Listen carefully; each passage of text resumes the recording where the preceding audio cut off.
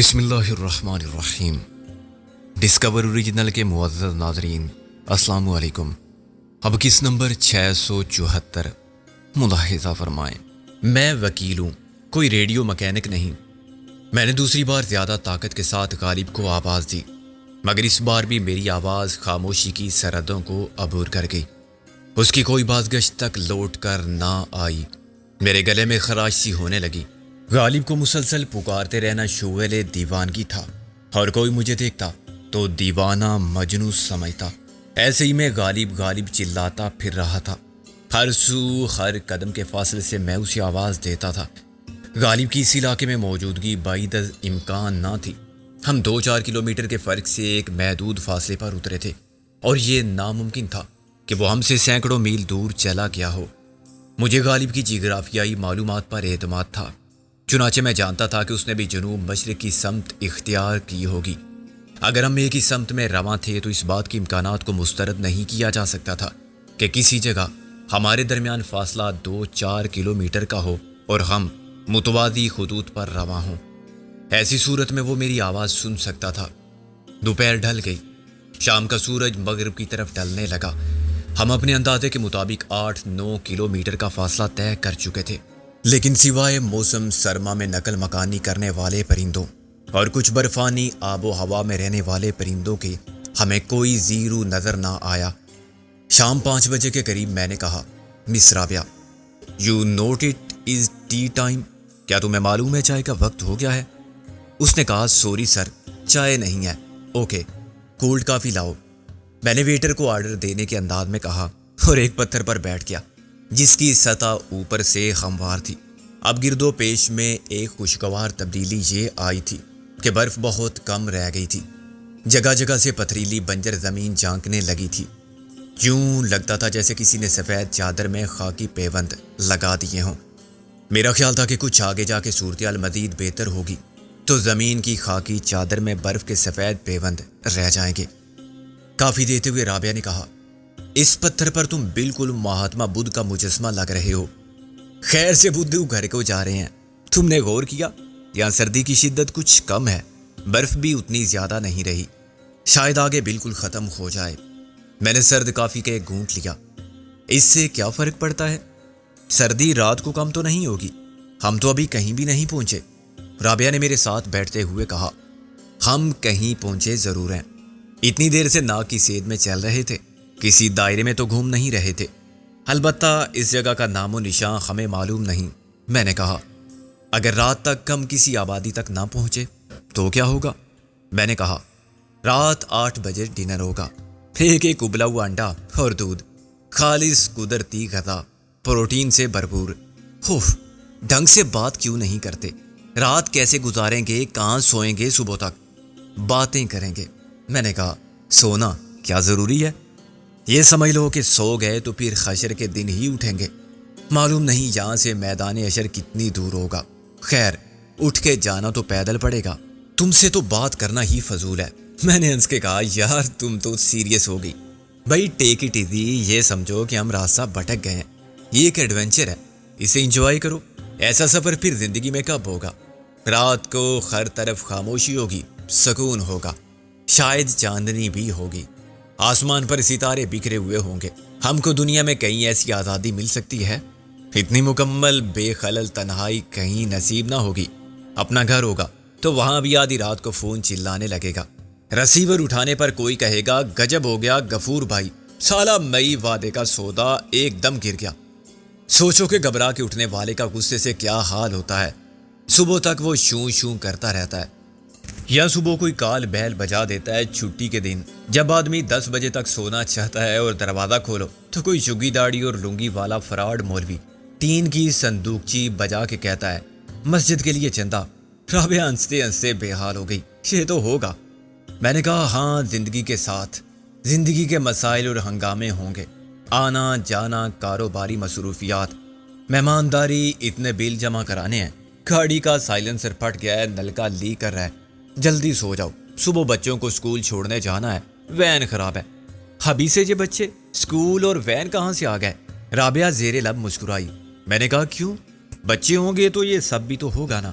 اس لیے مس رابعہ، مسز سکندر بننے سے پہلے فرصت اور محبت کے ہر لمحے کو غنیمت جانو اور اس کی بھرپور خوشیوں سے مسکراہٹ کشید کر لو تاکہ ہماری یادگار لمحوں میں آج کی رات کا ہر لمحہ شامل ہو۔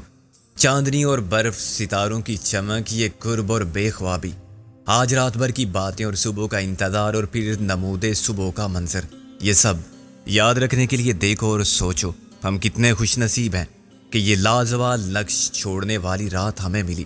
تم کو تو غالب اور نازوں کے سوا کوئی نہ ملے گا جو تمہارے تجربات کی پر مسرت کسک اور سنسنی خیزی کو سمجھ سکے۔ رابعہ نے اپنا سر میرے کندھے پر ٹکا دیا۔ خاموشی زبان بن گئی اور ہم اپنے ماضی سے کٹ کے مستقبل کا ایک خواب دیکھنے لگے۔ پھر اچانک رابعہ نے کہا، چلو سکندر۔ میں نے کہا چلو۔ پھر ہم چلنے لگے۔ ہر قدم اٹھاتے ہوئے مجھے لگتا تھا کہ فاصلہ ایک قدم اور کم ہوا، گھر کچھ اور قریب آ گیا، شاید اگلے قدم پر کوئی مل جائے، کوئی بستی نظر آ جائے، اندھیرے میں جلملاتے کسی چراغ کی لو ہمیں پکارے، ادھر آؤ مسافران راہ وفا، یہاں تمہارے لیے نشان منزل ہے، یہاں بے سمت راستوں کا سفر تمام ہوا۔ آہستہ آہستہ سورج غروب ہونے لگا، برف کے دبوں میں سے آہستہ آہستہ سورج کا رنگ اٹھتا گیا، پھر آہستہ آہستہ آسمان تاریک ہونے لگا، رات نے ہر سم سے جلگار کر دی، سردی بڑھ گئی۔ میری نظریں اب کسی جائے پناہ کو تلاش کر رہی تھیں۔ ناہموار زمین پر ہر طرف وہی بے برگو بار درخت تھے اور برف پوش چٹانیں تھیں۔ اگر کسی چٹان کا سائبہ مل جاتا تو ہم رات بھر کے لیے ٹھہر سکتے تھے۔ آثار بتاتے تھے کہ رات کو سرد ہوا کے ساتھ برف باری ہوگی۔ گزشتہ رات ہوا نہیں تھی اور نہ سارا دن چلی تھی، مگر اب یخ بستہ ہوا کا پہلا جھونکا ہمیں خبردار کرنے آیا تھا۔ اس سے پہلے کہ ہوا تیز ہو کے طوفانی جکھڑ بن جاتی، میری نظروں نے ایک جگہ تلاش کر لی۔ اس چٹان کی بلندی زیادہ نہ تھی، مگر اس کا عقبی حصہ تھوڑا سا آگے جھکا ہوا تھا۔ ہوا کے رخ پر اس کا پھیلاؤ دو طرف یوں تھا کہ سامنے سے ٹکرانے والی ہوا کا رخ بدل کے دائیں بائیں ہو جاتی تھی اور پچھلے حصے میں تحفظ و عافیت کا بھرپور احساس ملتا تھا۔ رابعہ سردی سے کانپ رہی تھی۔ برفانی علاقوں میں درجہ حرارت 0 سے نیچے ہو تب بھی سردی قابل برداشت رہتی ہے، مگر جب ہوا چلتی ہے تو گرم کپڑوں سے گزر کر براہ راست جسم کو کاٹتی ہے اور ہڈیوں تک اترنے والی سردی سے گوتا تک منجمد ہونے لگتا ہے۔ کوئٹہ میں یہ کندھاری ہوا کہلاتی ہے۔ وہاں جو اس قاتل ہوا کا مقابلہ کرتے ہوئے رات کو باہر نکلتے ہیں وہ خون کے منجمد ہونے سے بھی مر جاتے ہیں۔ میں نے رابعہ کو چٹان کے سہارے پر زمین صاف کر کے بٹھا دیا اور خود خشک لکڑیاں اور گھاس پھوس جمع کرنے لگا۔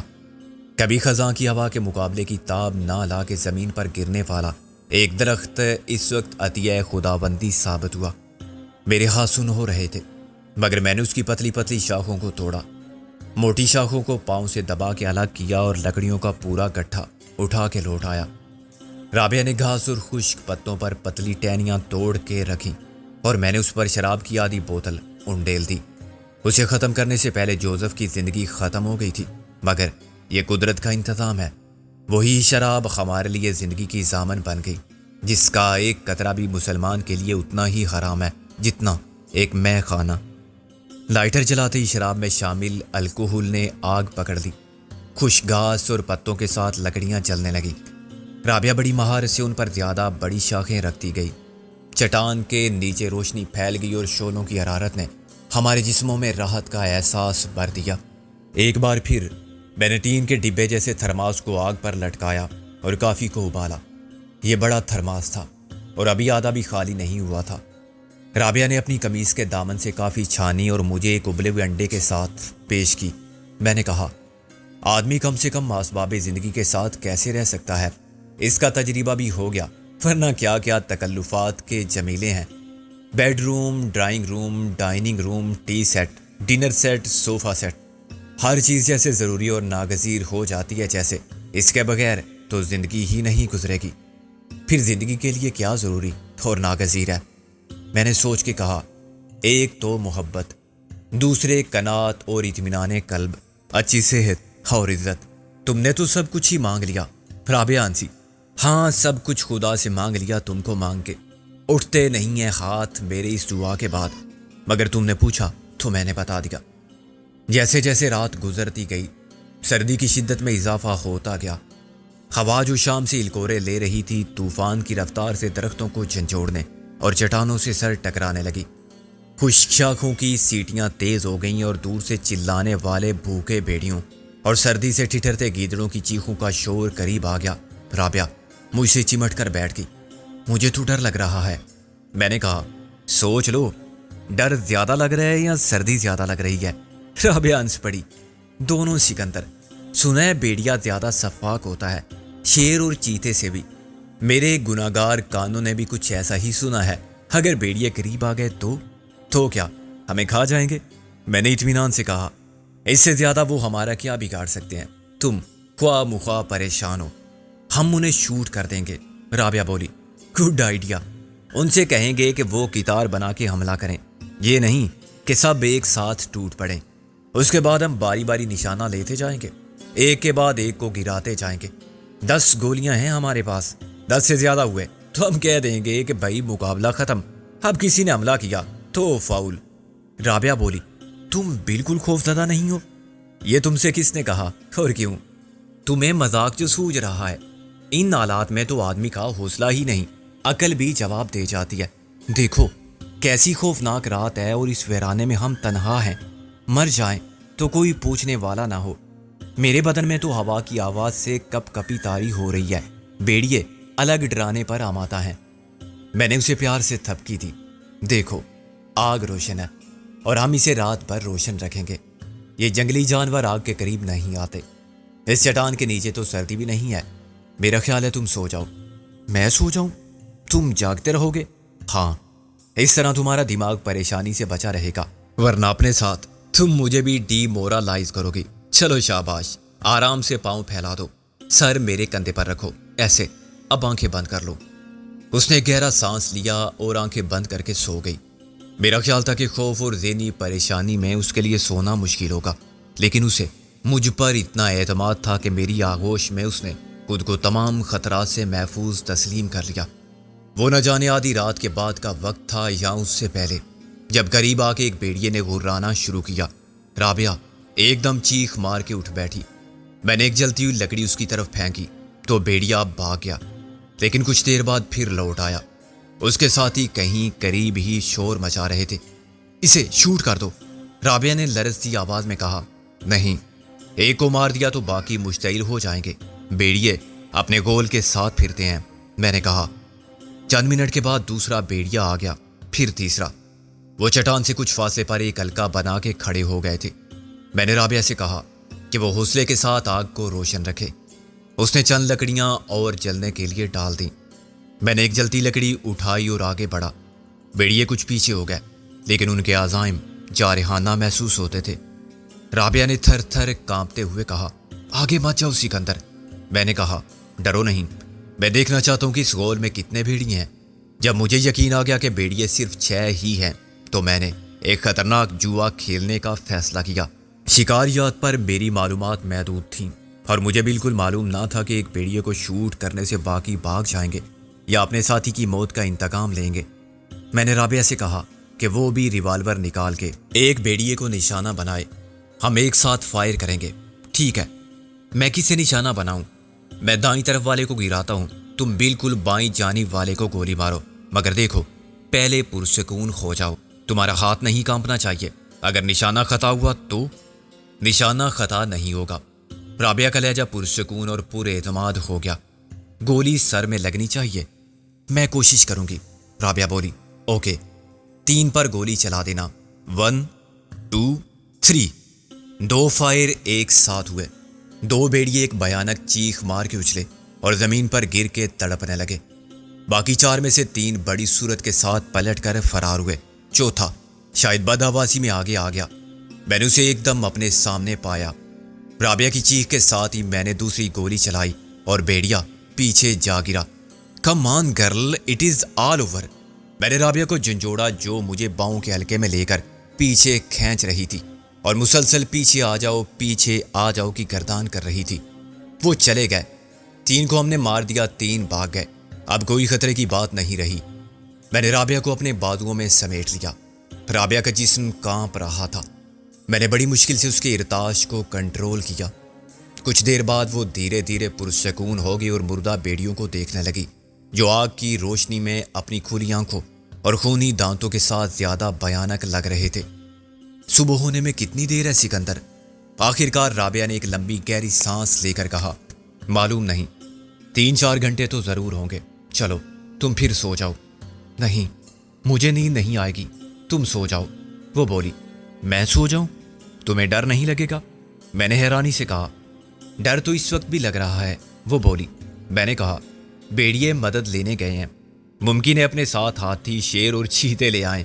ہاتھی کو تم سمجھ لو جنگل کا ٹینک، شیر کو ایک توپ، اس کی گرج بالکل توپ جیسی ہوتی ہے۔ رابعہ آہستہ سے مسکرائی۔ ایسے ڈرنے والی نہیں ہوں میں۔ شیر کہاں سے آ گیا پاکستان میں، اور ہاتھی کا یہاں کیا کام؟ تم سو جاؤ۔ اچھا، زیادہ ڈر لگے تو بے ہوش ہونے سے پہلے مجھے جگا لینا۔ یا وحشی درندوں کے علاوہ بدروحیں بھی تو ہوں گی، جن بھوت۔ اس نے مجھے زبردستی لٹا دیا۔ بک بک مت کرو۔ میں نے اس کی گود میں سر رکھا اور سونے کی اداکاری میں مشغول ہو گیا۔ نیند آنے کا تو سوال ہی نہ تھا۔ میرا خیال تھا کہ اب کافی گرم کر کے پینی چاہیے، مگر میں اس کی آغوش میں سر رکھ کے لیٹا تو مجھ پر ایک سحر سا طاری ہو گیا۔ میں نے اس کے بدن کی نرم خوشبو کو اپنے حواس پر طاری ہوتے محسوس کیا، اور میں نے اس کی آنکھوں میں جھانکا تو میری آنکھیں جیسے نشے سے بوجھل ہو گئیں۔ میں سونا نہیں چاہتا تھا، مگر سو گیا۔ میری آنکھ کھلی تو رات کا سفر تمام نہیں ہوا تھا۔ رابعہ بڑے سکون سے دیوار کے ساتھ ٹیک لگائے بیٹھی تھی اور خلا میں دیکھ رہی تھی، مگر اس کا ایک ہاتھ میرے بالوں میں ہولے ہولے کنگھی کر رہا تھا۔ میں نیم باز آنکھوں سے اسے دیکھتا رہا اور اپنی تقدیر پر رشک کرتا رہا، جس نے مجھے اس کے قرب کی یہ حسین رات عطا کی، جب میرے اور اس کے درمیان محبت کے پاک رشتے نے حیات نو پائی۔ جدائی کے طویل عرصے اور فراق کے پرعذاب دور میں زندہ رہنے والی اس محبت کے یہ تجدید عشق کی لازوال گھڑی تھی۔ میں نے آہستہ سے ہاتھ بڑھا کر اس کے سر کو جھکایا تو اس کا چہرہ میرے قریب آ گیا، اتنا قریب کہ میں نے زندگی میں پہلی بار اس کے لب کی خلاوت کو اپنے ہونٹوں پر محسوس کیا، اور اس نے کامل خود سپردگی کے ساتھ مجھے اس گستاخی کی اجازت بھی دے دی تھی، مگر میں نے جذبات کی آگ کو ہوا دینے سے گریز کیا۔ میں نے جذباتی سرگوشی میں کہا، رابعہ، کاش یہ رات کبھی ختم نہ ہو۔ کیوں؟ اس نے میرے گالوں پر اپنے گال رکھ دیے۔ کیا ہماری ہر صبح ایسی نہیں ہوگی، اور اس کے بعد آنے والی ہر صبح زیادہ دل نواز نہیں ہوگی؟ چلو خدا سے زیادہ مہربانی مانگے، اپنی محبت کی زندگی مانگے۔ صبح ہونے کو ہے، کیا پتہ یہ دعاؤں کے مستجاب ہونے کی گھڑی ہو۔ میں نے اٹھ کے کہا، کیا واقعی صبح ہو رہی ہے؟ تم نے کیسے اندازہ کیا؟ رابعہ نے کہا، صبح کاذب کا اجالا ختم ہونے کو ہے۔ میں نے شرمندگی سے کہا، میرا ارادہ سونے کا نہیں تھا، بس مجھے ایک نشہ سا ہو گیا تھا۔ مجھے افسوس ہے۔ کس بات کا؟ میرا فرض تھا کہ خود جاگتا اور تمہیں سونے دیتا، تمہاری حفاظت کرتا، تم کو اکیلا نہ چھوڑتا۔ وہ بولی، کیسی باتیں کرتے ہو؟ تم تو میرے ساتھ تھے، میرے پاس تھے تو میں محفوظ تھی، اور میں تم سے زیادہ سو چکی تھی۔ آخر تمہیں بھی تو آرام کی ضرورت تھی۔ سردی اب اپنی انتہا پر تھی، لکڑیاں بھی ختم ہو رہی تھیں۔ رابعہ نے مجھے بہت روکا، مگر میں اس پرانے خشک درخت تک گیا اور چند سوکھی شاخیں توڑ لایا۔ چٹان سے دور جا کے مجھے سردی کی شدت کا صحیح اندازہ ہوا۔ رات بھر روشن رہنے والی آگ نے چٹان کے نیچے سردی کے اثر کو کافی زائل کر دیا تھا، ورنہ ہم واقعی ٹھٹر جاتے۔ آہستہ آہستہ صبح صادق کا اجالا پھیلنے لگا۔ روشنی سے مجھے معلوم ہوا کہ مشرق ہمارے دائیں ہاتھ پر ہے۔ رات ہم نے پرندوں کو آشیانوں میں لوٹتے نہیں دیکھا تھا، مگر اس وقت نہ جانے کہاں سے ڈھیروں پرندے نکل آئے۔ ان کی آوازوں نے خاموشی کے جمود کو توڑا اور ہماری تنہائی کے احساس کو ختم کر دیا۔ ابھی تک ہم خود کو قطب شمالی پر محسوس کرتے تھے، لیکن اب ہمیں یقین آیا کہ یہ اپنے پاکستان کی وہی پر رونق اور آباد دنیا ہے۔ سورج کا زرد گولا نمودار ہوا اور دیکھتے ہی دیکھتے ایک نئے دن کی اجلی دھوپ نے آسمان اور زمین کو جگمگا دیا۔ ابھی دھوپ میں تمازت ناپید تھی۔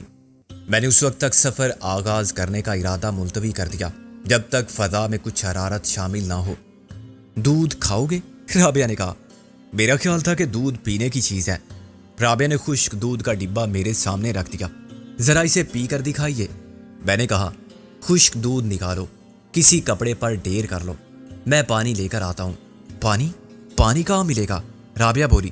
اچھا، تمہارا مطلب برف سے تھا۔ جی، برف غالباً پانی کی منجمد شکل ہوتی ہے۔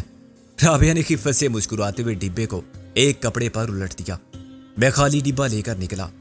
تقریباً 100 گز کے فاصلے پر مجھے برف کی سفیدی نظر آئی جو ایک پہاڑ کے ساتھ ساتھ پھیلی ہوئی تھی۔ قریب پہنچ کر میں نے پگھلی ہوئی برف کا شفاف پانی دیکھا جو ایک درز میں سے گزر کے نیچے پتھروں کے درمیان گڑھے میں جمع ہو گیا تھا۔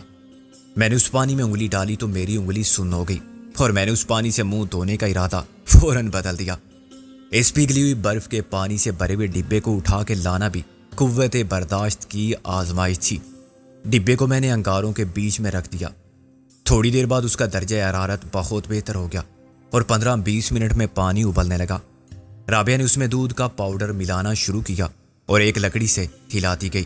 پھر مگ بھر بھر کے یہ گرم دودھ میں نے رابعہ کے ساتھ پیا اور خدا کا شکر ادا کیا کہ اس نے بے سر و سامانی کے سفر میں بھی اس نے ہمارے لیے رزق کی فراہمی کو یقینی بنایا۔ کیوں؟ کیسی رہی یہ تکنیک؟ میں نے کہا بہت شاندار۔ رابعہ بولی مگر اب چلنا چاہیے۔ اوکے، کیمپ فائر کو بجھا دو، یہ خود ہی بجھ جائے گی۔ تم ایسا کرو، تھوڑا سا پانی لاؤ، ڈبے کو دھو کے گرم کر کے ہاتھ منہ دھو لیں گے۔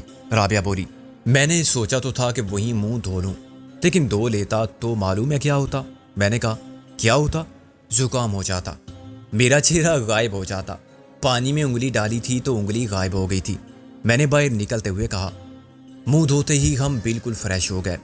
رات بھر کے آرام سے بھی بہت فرق پڑا تھا۔ میری ٹانگ کا درد بھی کم تھا اور رابعہ نے بھی کہا کہ اس کی چوٹوں میں اب پہلے جیسی تکلیف نہیں رہی۔ روانگی سے پہلے ہم نے تیسری بار وہ کافی گرم کی جو تقریباً 36 گھنٹے پرانی ہو گئی تھی۔ اگر چائے ہوتی تو اس کا ذائقہ زیادہ خراب ہوتا۔ کافی کے ذائقے میں بھی فرق آیا مگر تلخی میں محسوس نہیں ہوتا تھا۔ ہم نے ایک ابلا ہوا انڈا کھا لیا۔ کافی کے ساتھ درد کا احساس مٹانے والی 2 گولیاں لیں اور سفر کے لیے تیار ہو گئے۔ رابعہ نے خشک دودھ کو پھر ڈبے میں بھر لیا۔ کھانے کے لیے اب ہمارے پاس چند بسکٹ اور اس دودھ کے سوا کچھ نہیں بچا تھا، مگر فوری طور پر ہم اتنے تازہ دم تھے کہ دوپہر تک کچھ کھائے پیے بغیر سفر کر سکتے تھے۔ آگ اب بھی روشن تھی۔ اس سے کچھ فاصلے پر 3 خونی بھیڑیوں کی اکڑی ہوئی لاشیں پڑی ہوئی تھیں۔ اگر میرے پاس کیمرہ ہوتا تو میں اس منظر کی تصویر ضرور اتارتا۔ ہم نے رات بھر پناہ دینے والی چٹان کے صاحباں کو خدا حافظ کہا اور ہاتھوں میں ہاتھ ڈال کے چل پڑے۔ میرے اندازے کے مطابق اس وقت صبح کے 9 بجے ہوں گے۔ سردی کے اثر کو زائل کرنے کے لیے میں نے تیز تیز چلنا شروع کیا۔ رابعہ نے میرا ساتھ دینے کی کوشش کی مگر کچھ دیر بعد اس کا حوصلہ جواب دے گیا۔ بھائی یہ کیا ہے؟ کیوں بھاگے جا رہے ہو؟ اس نے چلا کر کہا خاتون اگر یہ بھاگنا ہے تو پھر چلنا کیا ہوتا ہے؟ مجھے تو دوڑنا ہی پڑ رہا ہے نا۔ اپنی تیز رفتاری سے یہ ثابت مت کرو کہ 2 گھنٹے میں تم لاہور پہنچ جاؤ گے۔ میں تو پہنچ جاتا مگر خیر تمہاری خاطر حد رفتار 2 گھنٹہ فی میل، میرا مطلب ہے 2 میل فی گھنٹہ کی کر لیتا ہوں۔ میں نے کہا آہستہ آہستہ سفر کے حالات موافق ہونے لگے۔ برف غائب ہو گئی، زمین پر کہیں کہیں خشک گھاس دکھائی دینے لگی۔ پھر کچھ ایسے خودرو پودے نمودار ہوئے جو موسمی حالات کے تغیر کا کوئی اثر قبول نہیں کرتے تھے۔ تاہم ابھی تک میں اپنے دائیں بائیں کسی آبادی کے آثار تلاش کرنے میں ناکام تھا۔ کسی ماہر کھوجی کی طرح میں زمین کو بھی غور سے دیکھتا جا رہا تھا۔ کہیں کسی کا نقش قدم، کسی سائیکل، ٹانگیں یا بیل گاڑی کے پہیوں کا نشان نظر آئے تو ہم اس منزل کا سراغ بنا لیں اور نشانات کے ساتھ چلتے جائیں۔ دوپہر ہو گئی۔ چلتے چلتے میری ٹانگیں اکڑ گئیں۔ رابعہ نے میرا ساتھ دیا مگر وہ صنف نازک تھی۔ میں اندازہ کر سکتا تھا کہ اس کی قوت برداشت بھی بہت جلد ساتھ چھوڑ جائے گی۔ مایوسی کے آثار اس کی صورت پر عیاں تھے۔ مایوسی میرے اعصاب کو بھی شکست دینے لگی تھی، مگر رابعہ کی خاطر میں نے اپنی شگفتہ مزاجی میں فرق نہیں آنے دیا۔ میں اس سے باتیں کرتا رہا، اسے انسانے کی کوشش کرتا رہا۔ اچانک ایک جگہ رابعہ بیٹھ گئی۔ اب مجھ سے نہیں چلا جاتا۔ میں نے منہ میں انگلی ڈال کے سیٹی بجائی۔ ٹیکسی! بدماش گزر گیا رکے بغیر۔ خیر ابھی دوسری آ جائے گی۔ رابعہ نے کہا ٹیکسی نہیں، ایمبولینس منگوا لو فون کر کے۔ میں نے ادھر ادھر نظر دوڑائی لیکن ہر سمت وہی ویرانی تھی۔ یہاں برف بھی نہیں تھی جسے ہم پگھلا کے پانی بنا لیتے اور اس میں سے دودھ ہل کر کے پی لیتے۔ خشک ٹہنیاں اور پتے بہت تھے مگر انہیں سلگانا مشکل تھا۔ پہلے تو شراب نے تیل کا کام کیا تھا۔ کاغذ کے ٹکڑے بھی ہوتے تو کام چل جاتا مگر لائٹر کا ننھا سا شعلہ تو کچھ بھی نہیں کر سکتا تھا۔ میں نے کہا چلو کولڈ کافی پی لو، ایسپرین کے ساتھ اور بسکٹ کھا لو۔ رابعہ نے سر ہلایا۔ یہ ہمارا آخری طعام ہوگا۔ اس کے بعد میں نے تھرمس کے مگ میں کافی چھانی۔ اس کے بعد ہم صبر سے کام لیں گے. سنا ہے صبر کا پھل میٹھا ہوتا ہے. کافی ختم ہو گئی تو میں نے تھرمس کو پھینک دیا. رابعہ کی قمیض پر سامنے کافی کے رنگ کا داغ پکا ہو گیا تھا. اس کے کپڑے میلے ہو رہے تھے اور بال پریشان تھے. خود میری شیو اتنی بڑھ گئی تھی کہ خشخشی داڑھی قرار دی جا سکتی تھی. رابعہ اپنی پوٹلی کو سر کے نیچے رکھ کے لیٹ گئی. میں نے بریف کیس کو سر کے نیچے رکھا اور دھوپ سے روشن آسمان کو گھورنے لگا. یہ بڑی عجیب بات تھی کہ ابھی تک نہ ہمیں آبادی کے آثار ملے تھے اور نہ کوئی راہگیر جو ہماری رہنمائی کر سکتا. بھولے بٹکوں کو راستہ بتانے والے خواجہ خضر بھی نہ جانے ہمیں کیوں بھول گئے تھے. جغرافیائی حالات خاصے بدل چکے تھے اور یہ جگہ کسی بھی انسانی بستی کے لیے موافق ماحول فراہم کرتی تھی، مگر اس کے باوجود آبادی کہیں نہ تھی. اس سے یہی نتیجہ اخذ کیا جا سکتا تھا کہ ہم دائیں بائیں کسی گاؤں کو دیکھ نہ سکے اور بستی کے باہر 4-6 کلومیٹر دور سے گزر گئے. فضا کی سکون بخش شرارت اور تھکن کے باعث مجھ پر بھی غنودگی طاری ہو رہی تھی. رابعہ پہلی آنکھوں پر ہاتھ رکھے لیٹی ہوئی تھی. اب ہمارے پاس کرنے کو بات بھی کوئی نہ رہی تھی. اگر تھے تو وہ سوالات تھے جن کا جواب نہ تھا. اچانک میں نے مکمل سکوت میں ہلکا سا ارتعاش محسوس کیا. یہ ہلکی سی سرسراہٹ تھی جیسے شہد کی مکھیاں سینکڑوں ہزاروں کی تعداد میں پرواز کرتی میرے سر پر سے گزر رہی ہوں. پھر یہ بن بناہٹ زیادہ واضح ہو گئی اور میرے ساتھ ہی رابعہ بھی اٹھ بیٹھی. یہ آواز سن رہے ہو تم سکندر؟